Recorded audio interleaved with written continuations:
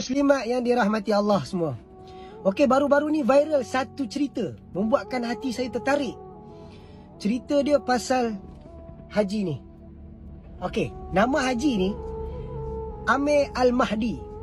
Okey, sekarang ni musim pergi haji. Jadinya para jemaah sekarang dah start bertolak untuk pergi ke tanah suci Mekah. Haji ni pula sama jugalah, dia dalam sekali dengan jemaah-jemaah tersebut. Jadi sebelum bertolak tu mesti kena keluar pasport.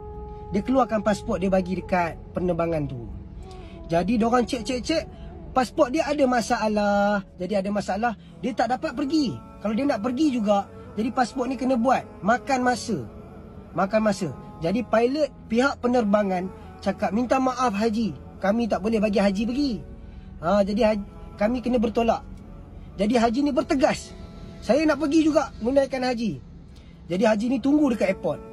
Pihak penerbangan tak boleh nak buat apa, terpaksa berlepas juga. Jadi nak jadikan cerita, apabila pihak penerbangan tu berlepas, ada masalah dekat kapal terbang tersebut. Jadi kapal terbang tersebut tak boleh nak diteruskan perjalanan. Jadi diorang pusing balik, diorang cek balik, double check. Jadi diorang berlepas balik untuk pergi ke Jeddah.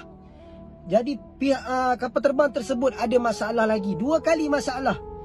Pilot ni cakap apa tahu tak? Dengan nama Allah, kita kena bawa, Allah takkan izinkan kita kena bawa haji tersebut. Kita tak tahu apa amalan haji tu. Jadi diorang pusing balik. Jadi diorang tunggu haji tu settlekan dia punya pasport. Alhamdulillah, selepas pada tu penerbangan berjalan dengan lancar. Nak jadikan cerita lah kan, Allah ni bila dia jemput seseorang, macam mana keadaan pun tetap akan pergi juga orang tu. Kita pergi ke tanah suci Mekah bukan sebab kita ada duit. Orang yang duit banyak, berjuta-juta dalam poket pun, kalau Allah tak izinkan pergi ke tanah suci Mekah, tak jadi. Kalau dia pergi pun mesti ada benda yang berlaku kalau balik. Percayalah cakap saya, main dengan tanah suci Mekah ni memang macam tu. Orang yang dijemput Allah sahaja yang akan pergi ke tanah suci Mekah dengan berbagai-bagai cara. Boleh jadi dia disponsor, boleh jadi dia tak ada duit.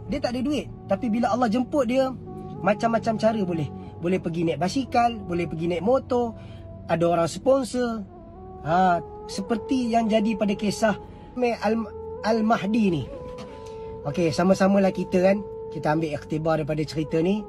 Jomlah kita berdoa kepada para jemaah semua. Bismillahirrahmanirrahim. Alhamdulillahirabbil alamin wassalatu wassalamu ala asyrafil anbiya'i wal mursalin wa ala alihi washabihi ajmain. Ya Allah ya Tuhanku, selamatkanlah jemaah-jemaah haji pergi dan pulang. Berilah mereka keselamatan di dunia dan di akhirat. Mabrurkanlah haji mereka ya Allah ya Tuhanku. Jemputlah saya ya Allah, dan jemputkanlah orang yang melihat video ini ya Allah untuk menunaikan umrah dan haji di tanah suci Mekah ya Allah. Jemputlah kami ya Allah. Amin ya rabbal alamin.